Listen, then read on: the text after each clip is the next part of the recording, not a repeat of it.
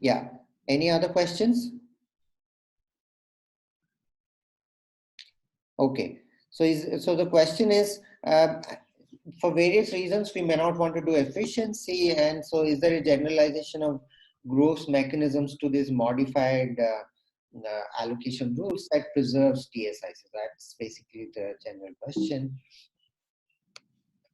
And so here is a general class of allocation rules which tries to capture this idea. So these are what we call the affine maximizer allocation rules. So an allocation rule FA is an affine maximizer allocation rule if there exists a vector lambda and a map kappa such that FAT is argmax of that weighted sum of values minus the kappa. So the way to interpret this is essentially the kappas are reflecting the cost of choosing those alternatives in some way. And the weights lambda i's on individuals are basically the weights given to the values of each individual agent. Okay, so that's the way to look at it. And so the first term in that maximization is the weighted sum of values of each alternative. So pick alternative A and look at the weighted sum of values of all the agents for A, subtract the kappa, which is kind of the reflection of costs of choosing that alternative, and do this weighted sum for each alternative and choose the one which maximizes this sum. Okay, so this is one way to generalize efficiency, and I say generalize efficiency because let's look at the last 2 points first. So the second point basically says that if I keep kappa all equal to 0 and lambda equal to 1 for one of the agents and 0 for everyone. So let's say lambda 1 equal to 1 and lambda equal to 0 for everyone. Then we have a dictatorship because I only choose the maximum valued alternative for that particular agent 1. Okay, so at every type profile, I choose the alternative which maximizes the value of agent 1. Okay, if I have all the kappa zeros and all the lambda the same, then we have efficiency. And the first bullet says that, notice that in this definition, I don't allow all the lambda weights to be 0. I mean, you'll see the reason for that in a couple of slides, but potentially I could have allowed that. I could have allowed the lambdas to be all 0 also, in which case the rule would just choose the same alternative at every type profile. So independent of the type, I just choose the alternative which has the lowest cost. That's the interpretation. So that would be a constant allocation rule essentially. So there are 3 special cases of this affine maximizer allocation rule, and essentially it generalizes all of this. And what we are going to show today is that there is a generalization of the Grove's mechanism, which with a appropriately generalized payment formula, which can make this allocation rule dominant strategy incentive compatible. Okay, so any questions? So, sir, as a social planner, we are going to choose this lambda vector. Lambdas and the kappas also. So kappas, as an example, I'm telling you, they are the costs, but they can reflect the, they can reflect potentially the bias of the designer for certain alternatives, for instance. Need not necessarily be the cost, but just some bias of the alternatives. Okay. And kappa may or may be publicly known, but basically the designer announces kappa, whatever bias or cost or whatever it is. So when I design the mechanism, I have to announce the allocation rule and the payment rule. So the allocation rule, the way I announce it is I announce the weights to be given to each of the agents and the weights to be given to each of the alternatives. And how do I choose one weight over the other? Well, that depends on the objective of the planner. Okay, so if the planner wants to be anonymous, then he can choose lambdas to be equal. If the planner has no bias for any of the alternatives and the costs are all the same, perhaps, then the kappas are all set to be the same or equal to 0. And so it all depends from context to context. Right now, we are just saying that we can do more than just efficiency. So that's all we are trying to say. So also does these weights sum to 1? Not necessarily. Not necessarily. Uh, Okay. yeah, not necessarily. I mean, I think you can show that it is without loss of generality to choose weights such that they sum to 1. But I mean, you take any weights like this lambda, and you can construct another, Normalize them. normalize them, and it will generate the same maximizer. Right? It's not a problem. Okay. Okay, but they don't necessarily, although it's without linearity, but it's not necessary to choose them to sum to 1. Okay, and kappas can also be positive or negative. Uh, so that's why the cost interpretation is just an example. So, for instance, kappas can be negative also, which means by choosing that alternative, the planner gains something. There's some inherent gain for the planner. Okay, so which is not captured by the values of the agents. Okay, so the reason I'm talking about only this class of allocation rules, but not some other generalization, will also become clearer, like why this particular class and not something else. Okay, for instance, uh, uh, can we take these lambdas to depend on the types of the agents? For instance, the lambdas will change as the types change and so on.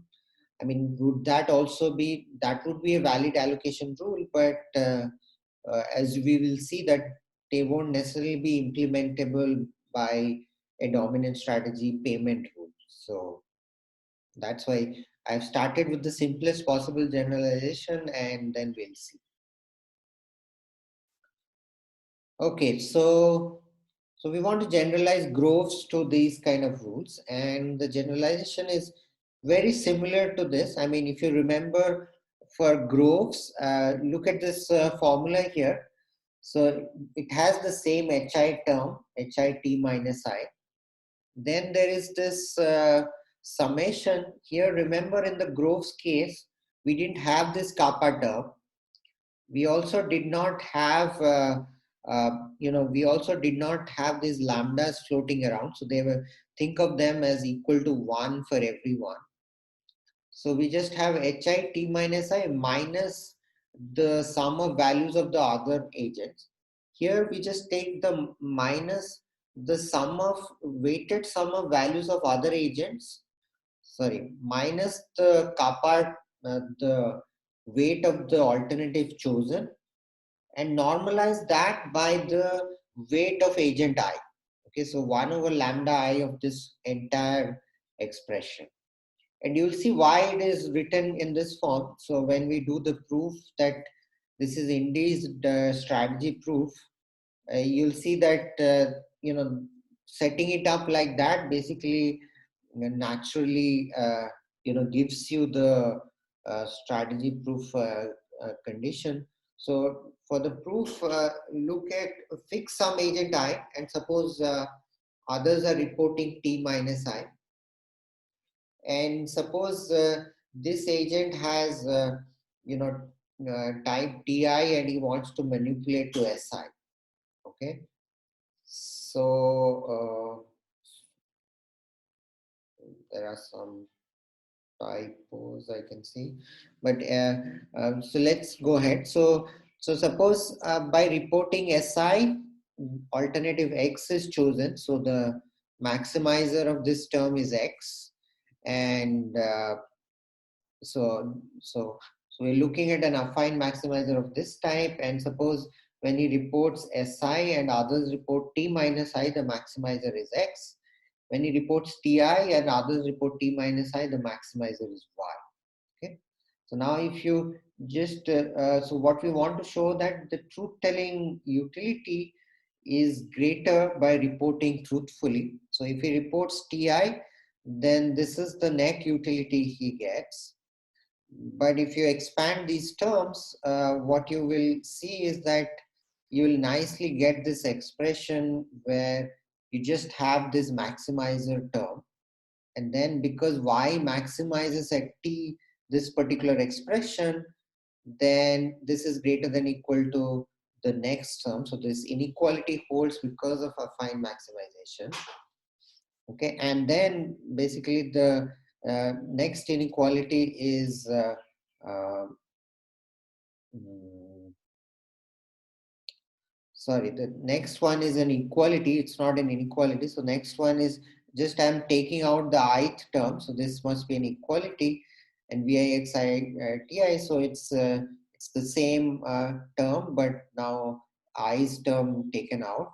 And the last one is this should be TI. The last this one is TI. So then you get back the uh, net utility by reporting SI.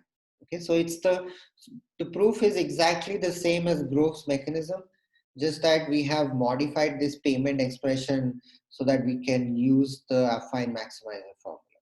That's all. Okay.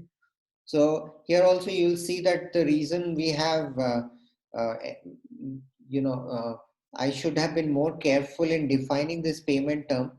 So because if I'm allowing some lambdas to be zero also, if a particular lambda is zero, then essentially this second term is not well defined. So essentially in that case, if a particular lambda is zero, then that agent's values are not important. So that agent can only be charged zero. So as long as you charge zero to that agent, it does not matter. So the right expression for this is the expression if lambda is greater than zero, the payment is equal to zero if lambda not is equal to zero. Sorry, if lambda is not equal to zero, then this is the expression. If it is equal to zero, then the payment is zero. Okay. Any questions? The payment when lambda is zero might be a function of t minus I. That won't change anything. Potentially, it can be a function of t minus I, but just for simplicity, yeah. So that there also you can take it to be hi t minus I, and nothing will change. Okay, so that's fine. So the right way to modify this would be like hi t minus I this term. Um, if lambda is not equal to zero, and if lambda is equal to zero, then it's just hi t minus. Yeah. Can we go to the proof, please? Yeah. So there are two typos. One is the second inequality is an equality, and the last line is VIXTI. These are the two typos.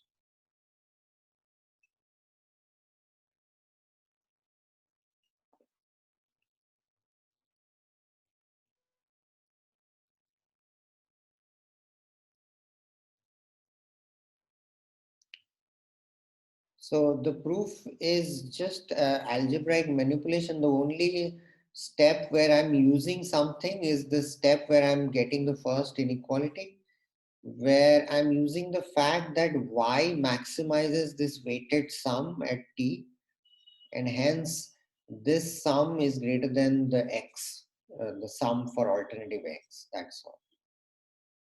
Everything else is just algebraic manipulation. Also, why is it necessary that the weights are inverse there? Weights are?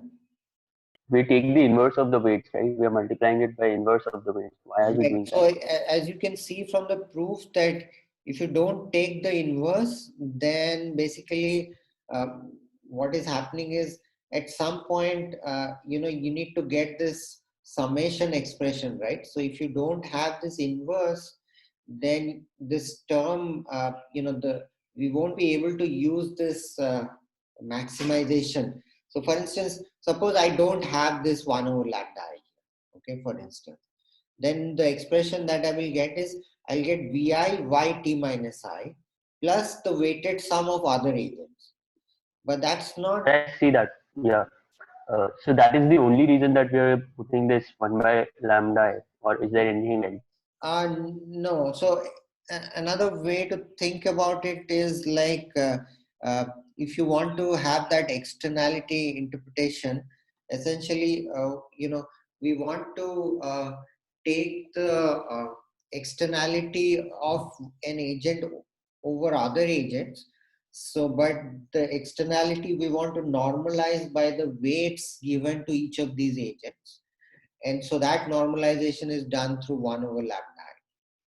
Okay, so now because each agent has a different weight, so even the externalities have to be normalized. Okay, so the appropriate normalization is this. Okay.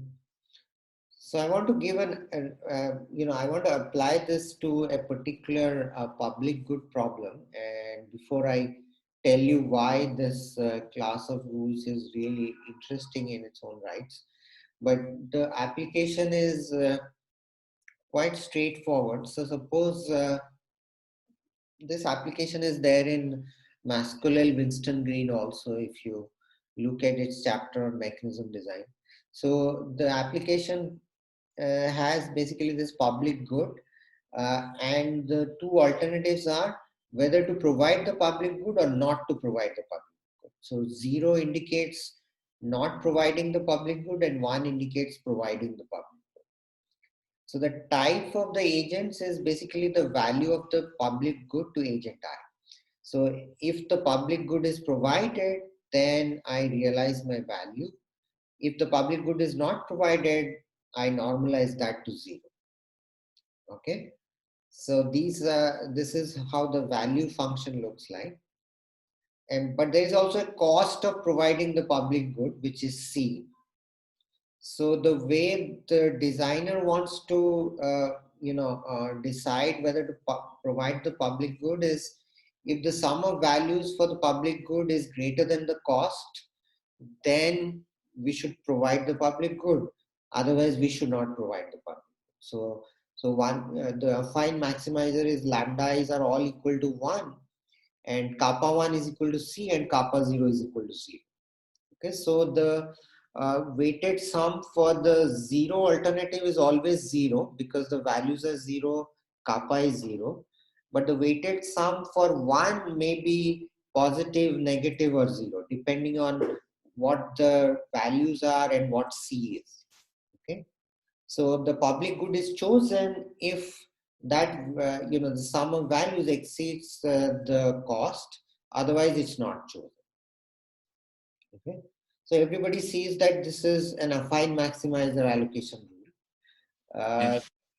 Now, basically, we want to see how we can do how we can implement it. So what kind of tax system or what kind of payment scheme can implement this affine maximizer allocation rule. So here I'm going to choose a particular HI function.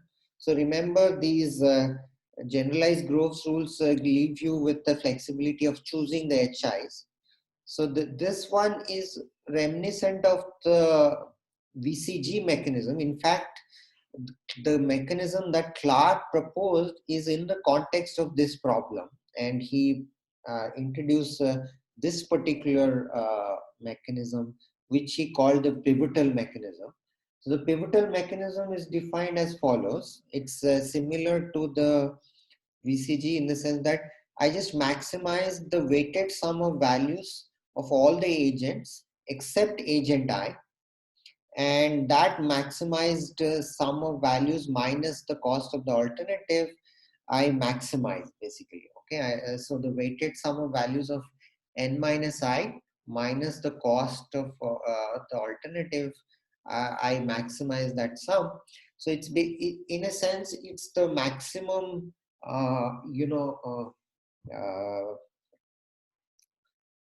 weighted sum of values minus the cost that the designer can achieve without agent I. Okay, so generalizes the VCG mechanism. So if you think for a minute about how it will, collapse in this particular problem. So think of uh, consider agent I and see what its payment would be in this mechanism. Remember, the payment is HI T minus I minus this.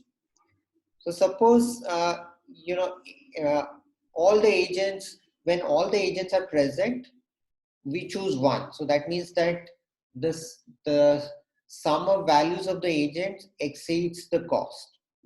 Okay. Also, when I is removed, then also we choose one. That is, the sum of values of all the agents except agent I minus the cost of the public good is also greater than equal to 0. So in that case, I want to argue that agent I should pay 0. Well, why is that? Well, first, what is this? This sum, because HI minus I, because in this case, there are only two alternatives, 0 and 1. And basically, the value of the 0 alternative is always 0 and kappa is also 0. So what we are given is that n minus I choose 1. So that means that this expression is maximized by 1. So that means the sum of values of all the agents except agent I minus the cost is, is positive. So this expression is going to be sum of values of all the agents minus the cost. But so is this particular expression. This expression would also be the same because the alternative is chosen. So this is kappa 1 and this is the sum of values of all the agents besides agent I. So both, and lambda is anyway 1 in this problem. So what we will have is this is equal to this. So we will have the payment of agent I equal to 0. Is everyone convinced about this? Any confusion? Yes, sir. Okay, so if all the agents choose 1 and n minus 1 also, n minus I also choose 1, then I's externality is 0. I's generalized externality is 0 essentially. Okay. Sir, but what does it mean by saying that agents are choosing one? So what I mean by that is uh, this particular expression, is equal to, I mean, you will choose 1 for this. Okay. So remember, agents choose 1 if the sum of values exceeds the cost. So what it means is, if all the agents choose 1 means the sum of values of all the agents is greater than the cost. Okay. We said that for the social planner, that the social planner will choose it when his valuation exceeds the cost.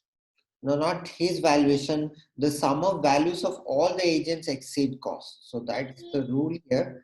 So choose the public good if sum of values exceed cost. That sum of values is for all the agents. Yes, yes, yes. Right. And So now we are saying it that each agent is doing so. no. We are just saying that. Okay. So maybe this terminology is confusing. What I mean by all the agents choose 1 means that the sum of values of all the agents is greater than the cost. Okay, so that means that So the planner is choosing one. planner is choosing 1, but the planner would also choose 1 if I is removed from the economy, right? So in fact, if you think about it, the second part implies the first part, uh, because I'm assuming these values to be non-negative always. Okay, so the second part will always imply the first part. So all I'm saying is that whenever these two decisions are the same, whatever the planner would do with all the agents and whatever he will do without agent I, if those outcomes are the same, then the payment of agent I must be equal to 0. Okay, so So that's not all the agents are choosing one. That is the planner is choosing one. yeah. That So is what correct. I mean by all the agents choosing 1 is that planner chooses 1 when all the agents are present. Okay. That's Okay. okay. So similarly, in the second bit, when all the agents are present, the planner chooses 0. So that means that the sum of values of all the agents is less than the cost. Okay. So in that case, when I remove agent I, then also the sum of values of all the agents is less than the cost. So n minus I also choose 0. And as a result, again, this externality term, so this will be 0 and this expression will also be 0. Okay, so again, the payment would also be equal to 0. So in other words, the generalized externality of agent I is again equal to 0. Okay, so in both the cases, whenever agent I is not able to influence the outcome, that is, with and without him, the outcome remains the same. The payment of agent I is equal to 0. And the Sir, payment. in third case, there Uh-huh. was a positive externality of agent I. So why should his payment be positive? Shouldn't it be negative? Which one? So payment of agent I is non-zero if all the agents choose 1 but n minus I choose 0. So we will see why the payment in the third case would be non-negative. We'll derive this. So his externality will be non-negative in this case. So But shouldn't he be paid back instead of taking payment from him?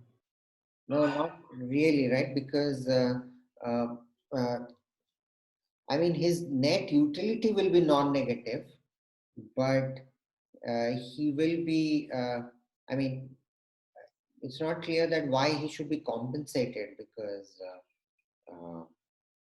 remember there's a cost of providing the public good. So in some sense, we need to, uh, gather some payment to recover those costs also. So it's not only the values of the agents which we are counting, but also the cost of providing the public. Okay, sir. Yeah. So I'll call an agent pivotal if the decision whether to provide the public good or not changes by adding him into the economy. So here, if sum of Tj is greater than equal to C, but sum of Tj not equal to I is less than C. So without him, you don't provide the public good, but once he comes, you provide the public. So in that sense, he is a pivotal agent. So as we saw, only pivotal agents make non-zero payments. And if agent I is pivotal at a type profile T, her payment is exactly C minus the sum of Tj's. And that is because we know that when agent I is not there, then the optimal decision is not to choose the public good. But if you, so the optimization of this particular problem is equal to 0. The value is equal to 0 because the public good is not chosen. And so this becomes 0 minus this term. Okay. But this term is just the sum of values of all the, because the public good is chosen with all the agents. So this is the sum of values of all the other agents minus the cost. So because there is a minus hanging outside, so that becomes C minus the sum of values of all the agents. Okay. So in some sense, this is the externality imposed on other agents. Okay. So that's, hello. So we are assuming that the good is provided when the cost is equal to, I mean, the sum of value is equal to C. Yeah. So I'm breaking the tie in favor of providing the public good if the sum is equal to C. Yeah. But I don't Sir, all of this, I don't think it'll change significantly if I break the tie the other way also. all of this will break down if we we have a private good allocation, right? That's true. So if there is a private good allocation, I mean, what do you mean all of this will break down? I mean, this interpretation of pivotal agent and all will not work anymore. Yeah. That's true. No, yeah, even the H, the way we have defined it, and pivotal mechanism itself, that will have problems Well, because no, this will still work. I mean, the definition of the pivotal mechanism would generalize. No problem. okay. So, Right? but the payment had that minus term, right? Which minus term? I mean, that was there in the BCG mechanisms also. And we saw that in all these auction problems, which were private good problems, we didn't have any problem, right? So Yeah, okay. HI minus I minus this term was there also. So okay, so this definition, it will work. This definition of pivotal mechanism for any problem. So that's the affine maximizer rule works for public good, private good, all kinds of problems. This interpretation of payments that only pivotal agents pay C minus sum of TI and others don't pay only works for this problem. That's the only thing. Okay. Yes. All right. So why I mean, of course, why did I talk about this particular class of allocation rules and not something else? Well, first, this class of rules are kind of the analog of the Gilbert-Satterthwaite result. So I'm stating a particular result which is due to Roberts, 1979, who proved that if the type space is unrestricted, so in the sense that I have defined on the slides, then kind of the only implementable allocation rule, dominant strategy implementable allocation rules, are affine maximizers. So let's look at the definition of this unrestricted type space. So what is the type space here? Well, first is the type is a vector in RA. So your type is your value for each of the alternatives. And the type space is all possible vectors in RA. So in that sense, it's an unrestricted type space. I'll give some examples of problems where this assumption is not true. For instance, let's go back to this simple example. So in this example, for instance, uh, one way this type space assumption will fail is that suppose everybody, the planner knows that everybody prefers public good A to public good B. Okay, so the values or intensities of this, how they prefer A to B may differ, and cost may also be one way or the other. So that's not the problem. But the only thing is, every vector here must respect the fact that value of A is greater than value of B. Then of course, we don't cover the entire R2 because R2 also consists of vectors where B is better than A. Okay. So that's a violation of the unrestricted type space assumption. So if there is an ex ante ordering of the public goods in a public good problem, then the unrestricted type space assumption is not valid. The unrestricted type space assumption is also not valid in private good problems. So we saw in the single object auction case that the alternatives are, nobody gets the object, agent 1 gets the object, agent 2 gets the object, and so on. So a vector of types, a type vector essentially consists of a positive value on one of the columns and 0 everywhere else. That is the column where agent I wins the object, he gets a positive number, but everywhere else it is restricted to be 0. So there again, not all possible vectors in Rn plus 1, because there are n plus 1 alternatives, are a possible type vector, right? So in private good problems, this unrestricted type space assumption is violated. In public good problems, where there is an ex ante ordering of public goods, that is, every type vector must satisfy some ordering of the public goods, then also the type space assumption is violated. But if you believe that there are reasonable, settings where the unrestricted type space assumption is a good assumption, then Robert's theorem is saying the following. Suppose the number of alternatives is at least 3 and the type space is unrestricted, then every onto and dominant strategy implementable allocation rule is an affine maximizer. Okay, so the theorem reads very much like the Gilbert-Satterthwaite theorem. Just like in the Gilbert-Satterthwaite theorem, we have a notion of unrestricted type space here. We have the number of alternatives greater than equal to 3. And we have an extra assumption of onto-ness also. Okay, and essentially the result says that in the Gilbert-Satterthwaite world, we had dictatorship. Here we have some generalization of efficiency, and the generalization is exactly the affine maximizer class. Okay, that's what this is saying.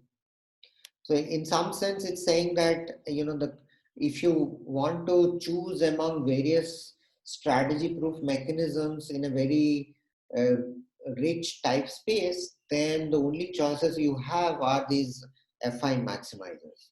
Okay, so you can't do things like choose these lambdas depending on TI and all those other general things may not be strategy proof in the unrestricted type space.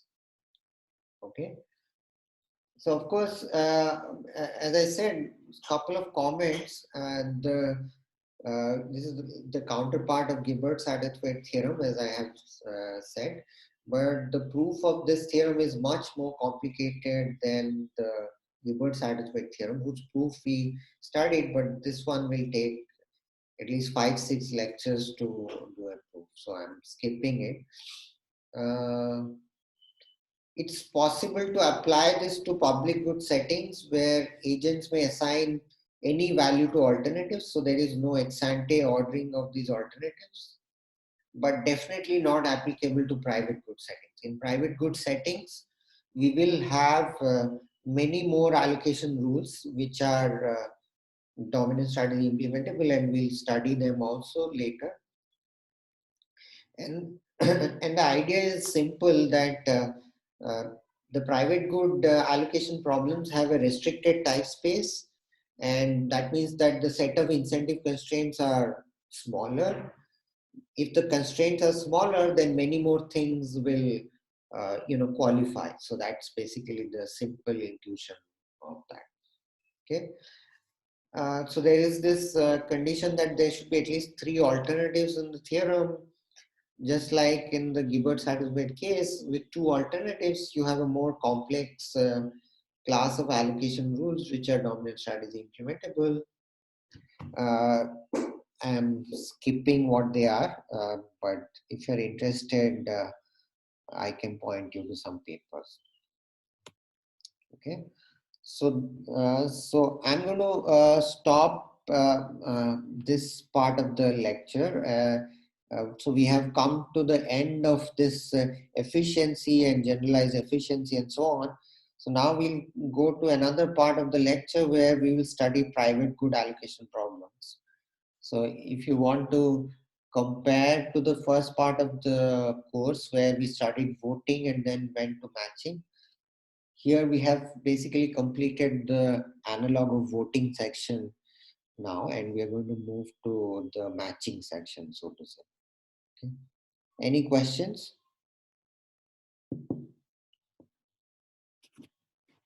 Okay, so I'll share another set of slides. Let me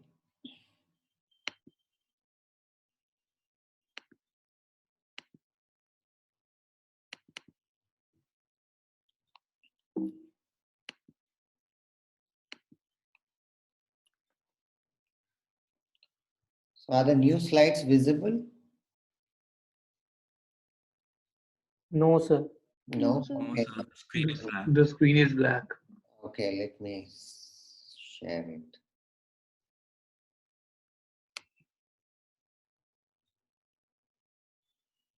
Oh.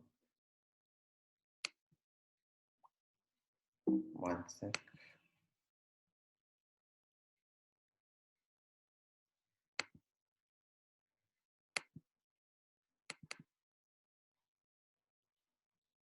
Now it's visible, sir. Now it's visible? Okay. Right.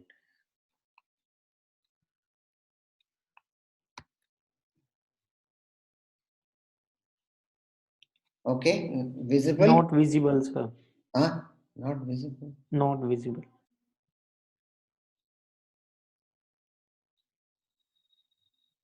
One sec. Let me see.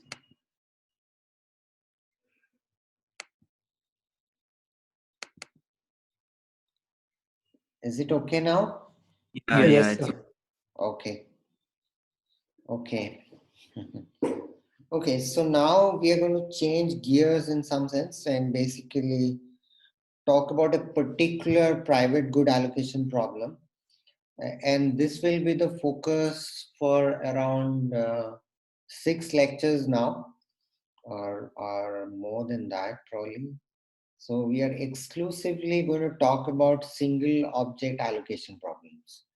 Okay, and single object allocation problems have been the focus of mechanism design for some time, and one of the reasons is, of course, a, there are a lot of applications, and b, uh, there's a lot of tractability. I mean, the mechanism design can predict a lot of outcomes and predict a lot of solve a lot of maximization exercises in this problem. So these are the main reasons why this is an important class of problems. So let me uh, basically tell you the kind of problems that we will be looking at. So when I say single object allocation problems, first we are going to look at allocation problems where there is a seller and he's selling something to, let's say, maximize his revenue. Okay, for instance, a house owner is selling houses to multiple buyers, and there are many buyers, and the seller may use an auction, or he may just use a posted price mechanism. Okay, so a posted price mechanism is just the seller will announce a price, and whoever is interested would he will just randomly allocate to one of the agents. That's a posted price mechanism. We'll also apply the single object allocation to other interesting problems. For instance, think of a bequest which is left over without a will, and you need to allocate the bequest to potential claimants. Okay, so what is a meaningful mechanism to allocate such a bequest? Okay, so it's not necessarily that we only study problems where there is a seller who is trying to maximize profits, but we may also like to study such problems. You can also think of high profile object allocation problems like professional sports league broadcasting TV rights. So I don't know if you have followed IPL's auction. So IPL media rights were auctioned at a humongous price of 16,000 plus crores. So you can think of it as a single object, which is the object, well, the media rights of whatever season. And basically there is high stakes involved, and the values are quite high. And so what kind of mechanisms can be used and so on. So we're going to have very sharp results, and basically I'm going to tell you what kind of mechanisms make sense in each of these settings. Okay, so the precise question is, what mechanisms should be used to allocate a single object? And basically the answer to this question will depend on two things. First is what is the objective of the planner? So what is the social choice function that the planner has in mind? Another way to think about this is if the planner knew all the information, then how would he allocate?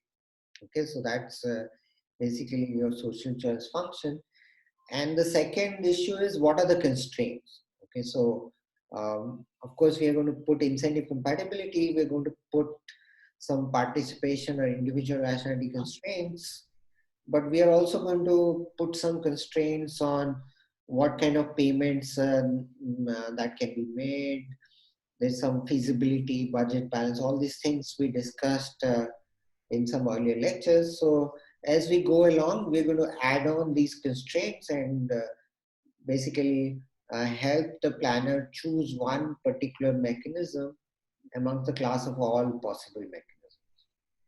Okay.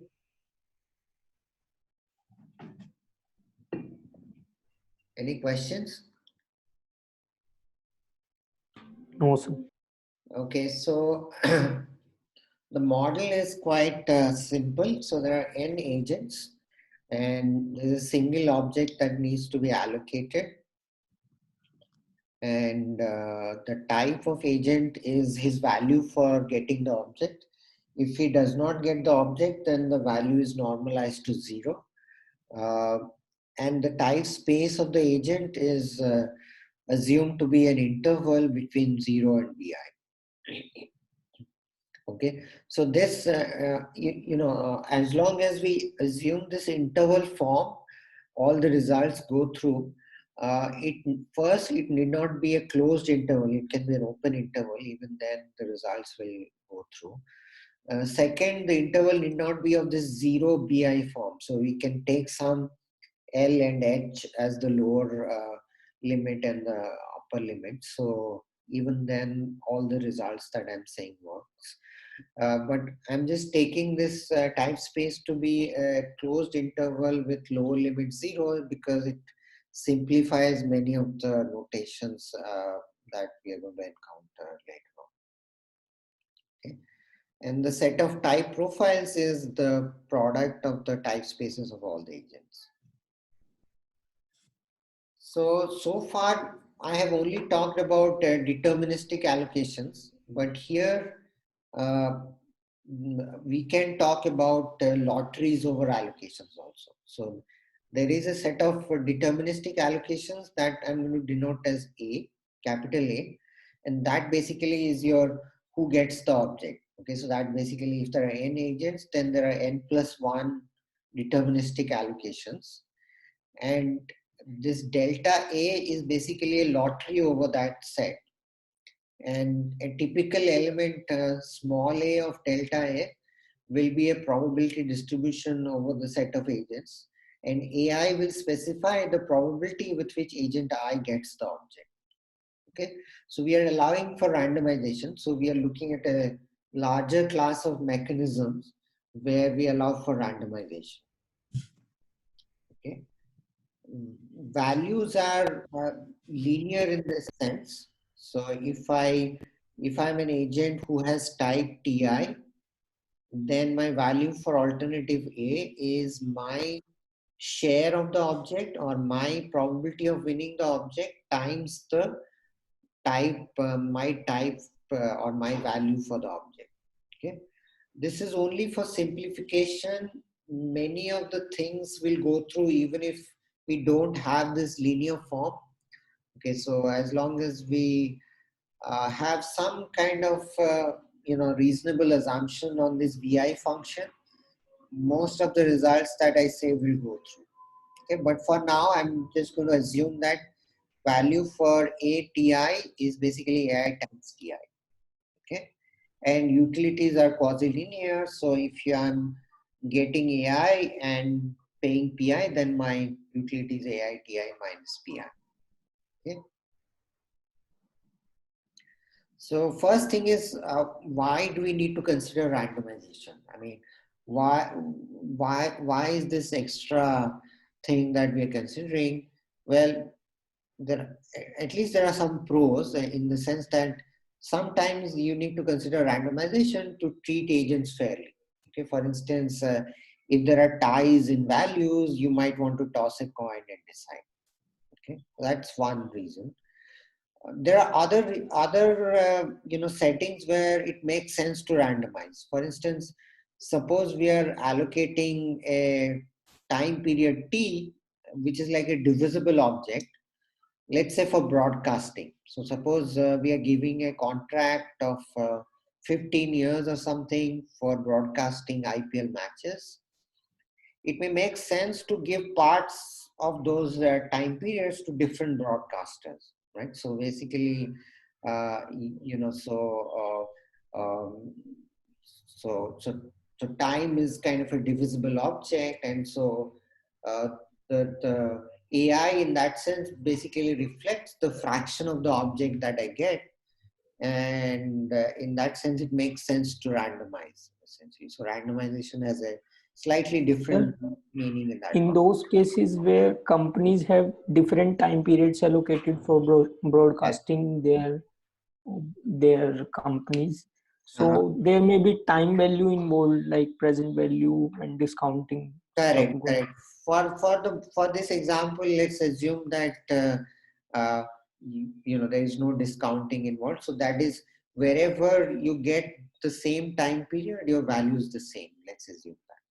Okay. So of course, if there is discounting and if you value current time more than the future times, then that's a different model altogether. Sir, also, if the object is divisible, then can we not in some way consider that as a multiple object allocation only? Not really, because so the essential element here is that even if the object is divisible, I have a value for the entire unit, and my value for any fraction is just a linear, it's completely determined from my value for the entire unit. Okay, so AI times TI. So later we will study multi-unit or multi-object allocation, where, we have studied in combinatorial auctions, where the value for different units or different sets of objects may be quite different. They can, they don't need to be completely correlated like this. Okay, so that's the reason why this is not really a multi-unit or multi-object model, because value for all the smaller units or smaller fractions is determined from my value for the entire unit. Okay, so these are some of the reasons why you should consider randomization. Of course, the con is what you might have already guessed, that randomizing an indivisible object is a difficult task. Basically, it requires commitment of the planner to publicly use a randomization device which everybody can verify, and that's not an easy thing to do. Okay, so if possible, we would like to avoid randomization, but the kind of results that I will show you is that even though we will consider randomization, the mechanisms that we will pick will be deterministic. So it's without loss of generality to consider deterministic mechanisms. So you'll see that. So for now, we will try to be more general and consider randomization, but we'll see that in many settings, it's without loss of generality to consider deterministic mechanisms. Okay. So the con will automatically go away from our optimization exercise. Okay, so of course the Vickrey auction works in this setting. So because there is only a single object, so we can always do a Vickrey auction. So why do we need to study anything else? Well, we know that Vickrey is DSIC, individually rational, efficient. Payments to agents are non-negative, so it looks like a very compelling mechanism. But there are other mechanisms that we see in practice. For instance, posted price mechanism is probably more common than a victory auction, right? So usually the way we sell a house is we post a price and basically look at all the offers and basically choose one of the agents and assign that agent the house. So the problem with that particular mechanism is it's going to be DSIC like the victory.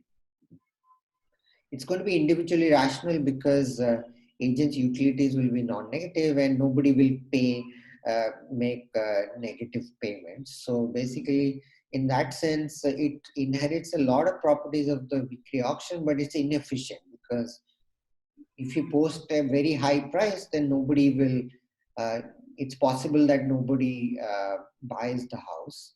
So in that case, even though agents have positive value, we will not be able to sell it. So, Sir, when we are saying it is inefficient, are we considering seller also as a agent in that claim? No, not really, not really. So I'm not considering that the seller also has a cost of cost for the object, and he's like in the public good problem, he's maximizing the sum of values minus the cost. So right now I'm just thinking of a setting where the planner or the seller has zero cost for this object. Okay, but we'll come to that also at some point. Okay. So there are other mechanisms also, and as we'll see that there are many mechanisms that one can think of. And the question is which one to choose and what are the set of all DSIC and IR mechanisms to look at and so on and so on. So what I'm going to look at is, first thing that we're going to consider is I'm going to look at victory auction a little carefully and observe certain characteristics. So for the moment, fix an agent I and fix the values of the other agents at some t minus I. Okay. So for simplicity, let's assume, let's denote the highest of other agents values as V2, V superscript 2. And so remember for dominant strategy incentive compatibility, we need to look at what agent I will get as he varies his value. So in particular, we're going to vary agent I's value, BI, from 0 to BI. So that's the range of its values. So we are going to vary it from 0 to BI, okay, in the victory auction. So in the victory auction, we know that the highest valued bidder wins. So the equilibrium is everybody reports truthfully and the highest bidder wins. And so essentially what will happen is as long as VI is below this V2, agent I will not win. He does not pay anything. So his net utility is 0. Above V2, agent I wins and pays V2. So his net utility is VI minus V2. Right? So if I were to plot it, so this is a graph which shows that on the x-axis I have type of agent I, and on the y-axis I have the net utility of this agent in the victory auction. So what we have is, this is the V2 point. Till V2 point the net utility is 0, and after that it increases at a linear rate. It's VI minus V2. So notice that the slope of net utility, because it's constant. Sir, it is possible that V2 is greater than BI. Yeah, so I'm varying VI. So the axis is VI. So V2 is fixed. V minus I is fixed, right? So types of... No. V2 is greater than BI. Oh, highest value of agent I. Yeah, that's possible. That's possible. Yeah. Because I'm not assuming that agents are symmetric, so potentially V2 may be greater than BI also. But let's consider the case that V2 is, that case will be uninteresting because agent I will never be able to win. Let's consider the case where agent I is able to win at some possible times. Okay? So in that case, till V2 he does not win, and after that he wins. So the main observation here is that the slope of this net utility function is exactly the allocation probability of agent I. Okay. So in this region, the slope is 0. So that's the probability with which he gets the object here. And in this region, the slope is 1. And that's exactly the probability with which he gets the object there. So another important observation is that this net utility function is convex. So it's piecewise linear, but it's also convex in this case. And the slope of the net utility function is equal to allocation probability. Okay, so these are two key observations that I want you to take away from the Vickrey auctions. And what I'm going to do now is basically tell you that these observations generalize. Okay, so take any DSIC mechanism. Okay, the net utility function of that DSIC mechanism is going to be convex, and the derivative, which I have put in quote because like in this case, the derivative may not be defined at some points, but we'll come to that. The derivative will be equal to the allocation probability. And these two conditions are also sufficient. So take an arbitrary mechanism whose net utility function is convex and derivative is equal to allocation probability. Such a mechanism will have to be a dominant strategy incentive compatible mechanism. So these two observations are not only necessary, but also sufficient. Okay, so that's what we are going to show now. Any questions on this?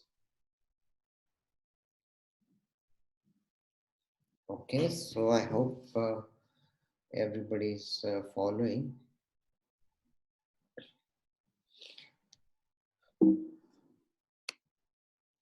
Okay, so from here on, it's going to be slightly technical, but it's not, bear with me, it's not terribly technical. So it's, so what we're going to do now is basically set up some general tools so that we can derive this result formally.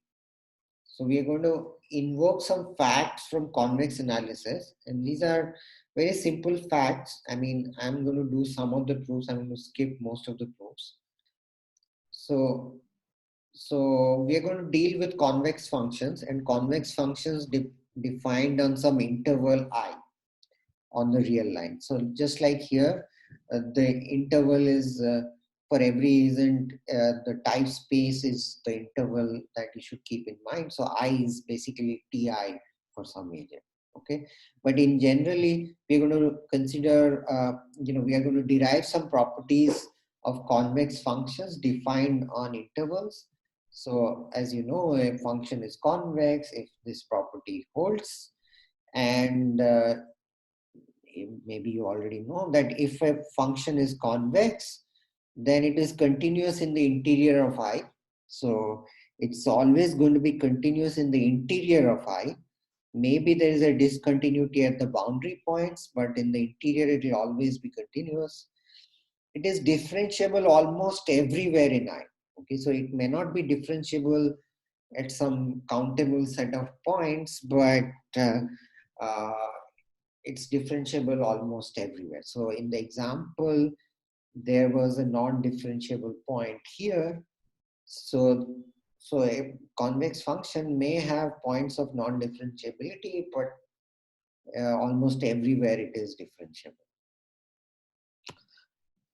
Okay, so this is the reason we need to look at a slightly more general idea than the derivative. So for convex functions, derivatives are going to work, but at points like this, we don't have a derivative. So we need to look at a slightly general concept, which we are going to call the subgradient.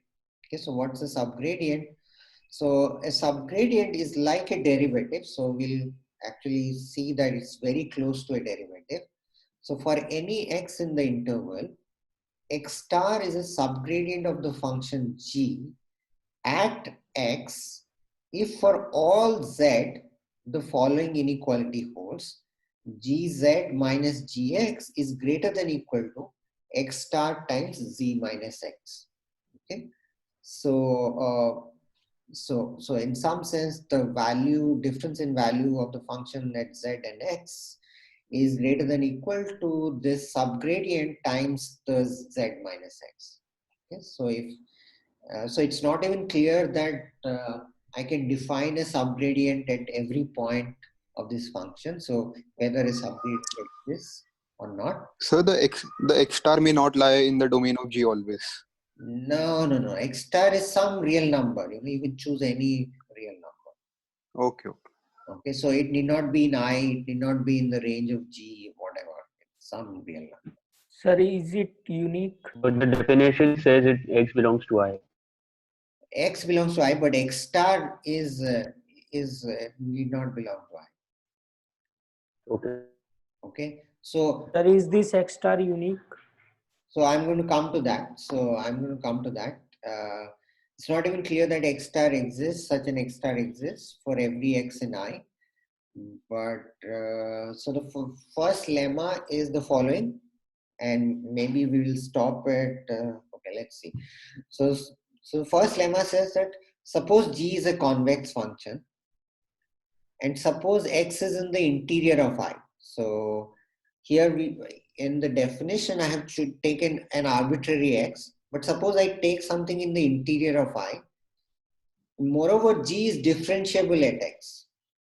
Okay, if G is differentiable at X, then G dash X, that is the derivative of G at X, is the unique subgradient of G at X. So X star in this case is unique and it's equal to the derivative of G at X. Okay, so wherever G is differentiable, the derivative is the unique subgradient. Okay, so the proof of this is not difficult. So let me try to explain you the proof. Okay, so first thing what we will show is that if X is in the interior, then G dash is a subgradient. Okay, and then we'll show that G dash is the only subgradient. You can't have another subgradient. Okay, so first is G dash is a subgradient. So take X in the interior of I so that G is differentiable at X, and pick an arbitrary Z in I. So we need to show that this inequality is satisfied if I put X star is equal to G dash of X. That's all that we need to show. Okay. So we know that, so Z and X may be related in any way. So I'm going to assume that Z is greater than X, but similar proof works if Z is less than X also. So because Z is greater than X, then what I'm going to do is choose an H, which is between Z minus X and strictly greater than 0. Okay, so so if you if you have a piece of paper or something, try to draw a line. So there is there is X, and towards the right there is Z, and I'm choosing some H such that X plus H is between Z and X. Okay, so that's what I'm doing. So what we note here is that because X plus H is between X and Z, it can be written as a convex combination of Z and X, right? Because X plus H is between Z and X, okay? Mm-hmm. So the convex combination is exactly what I have written. X plus H is equal to Z times H by Z minus X plus 1 minus H by Z minus X times X. So you can verify that, these weights are between 0 and 1, and of course they sum to 1. So X plus H is a convex combination of these two weights, okay? And we know that G is convex, so that means that, this inequality holds. Just apply this, because X plus H is a convex combination of this, g of x plus h is less than or equal to the weight times g of z plus the analogous weight times g of x, right? So convexity gives you that. Okay, so if you simplify this expression, because you can collect the gz and gx terms and basically bring this gx term to the right hand side and collect everything else on the left hand side, so you will get something like this: gz minus gx by z minus x is greater than equal to gx plus h minus gx divided by h. Okay, so that's basically, I mean, this inequality holds for all h which is between z minus x and 0. Okay, so in particular it holds for h which is arbitrarily close to 0. So as a result, what we can do is we can look at this limit on the right hand side. So as the left hand side is independent of h, right hand side has the h terms. So gz minus gx by z minus x is greater than equal to this limit, but that's exactly g prime x. Okay, so simplify this and you will get your subgradient inequality. Okay, so that basically shows that g prime x is the subgradient, and so an immediate way to see this is just take z is equal to x plus h here, and that's basically your gx plus h minus gx by h has to be greater than equal to x star. So the limit of this has to be greater than equal to this. So g prime has to be a subgradient. So that's basically the main idea here. So the second part of the proof basically says that g prime is the unique subgradient. We have shown that g prime is a subgradient. What we need to show is that it is a unique subgradient. Well, suppose there is another subgradient, x star, which is different from g prime x. And suppose x star is strictly greater than g prime x. You can do a similar proof if x star is less than g prime x. Then what we know is that because x star is a subgradient, so if you take z is equal to x plus h here for some h greater than 0, then this inequality is gx plus h minus gx divided by h is greater than equal to x star, right? So that's what I'm using here. Because x star is a subgradient, this inequality holds. And by assumption, x star is greater than g prime x. So what we get is this term is strictly greater than g prime x, but as limit h tends to 0, the left hand term is exactly g prime x, and hence we get g prime x is strictly greater than g prime x, which is a contradiction. Okay, so the proof is quite straightforward. Some definition of derivative and the fact that G is convex. So G convexity is used in this part, and the rest is just manipulating the definition of derivative. And basically to be able to take these limits, we need that X has to lie in the interior. Okay, so that's basically the part where we use the interiority argument. So what we have shown is that at least when G is differentiable, the subgradient is equal to the derivative.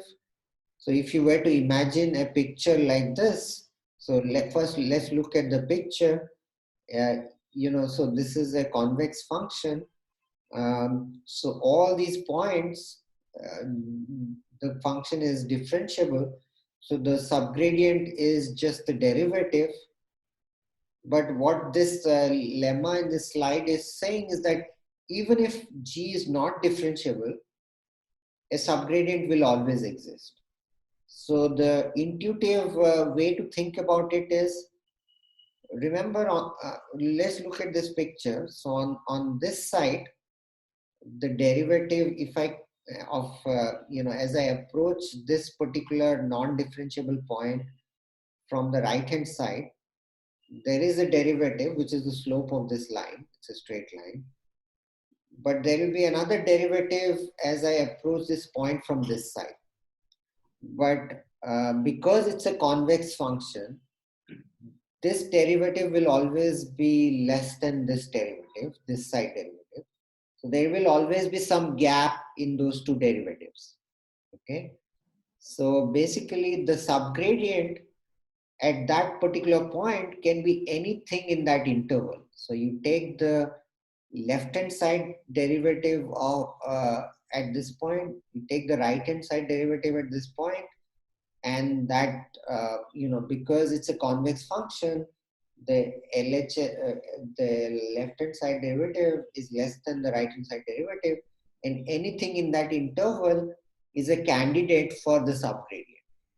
Okay, so that is something that I am not proving here, but that's basically known, and it's true that that any convex function at every point there is a subgradient of G.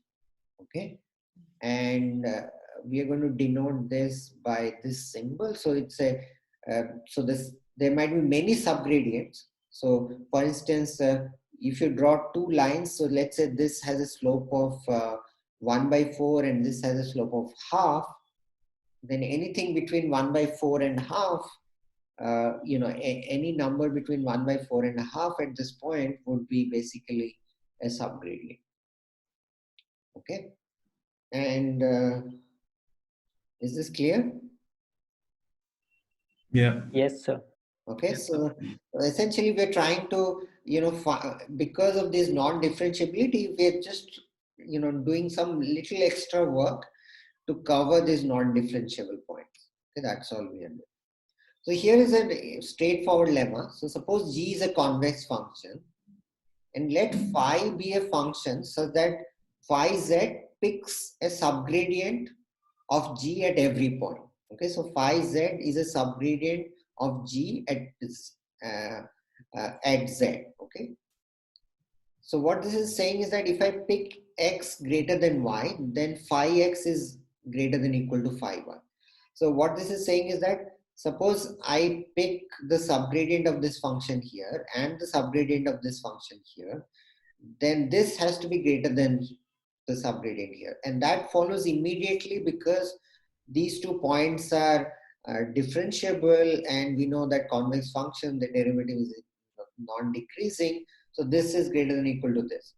But this lemma is slightly more general than this, so it is also saying that suppose there are 2 non-differentiable points also, and we pick an arbitrary subgradient here and an arbitrary subgradient here, then this subgradient at the higher point must be at least as much as the subgradient at the lower point. Okay, whatever the choice of subgradients here and here. Okay, again the proof is very straightforward. So pick x and y. Because phi is a subgradient of G at y, then we can write this inequality. So this is Gx has to be greater than Gy plus phi y times x minus y. We can also write down the other subgradient inequality, right? Where we say that because phi x is a subgradient at Gx, it must be that Gy is greater than Gx plus phi x times y minus x. So we have 2 pairs of these inequalities, and when we add them up, we basically, this Gx, Gy cancel out. What we are left with is x minus y times phi x minus phi y is greater than or equal to 0. Because x is greater than y, it must be that phi x is greater than or equal to phi y.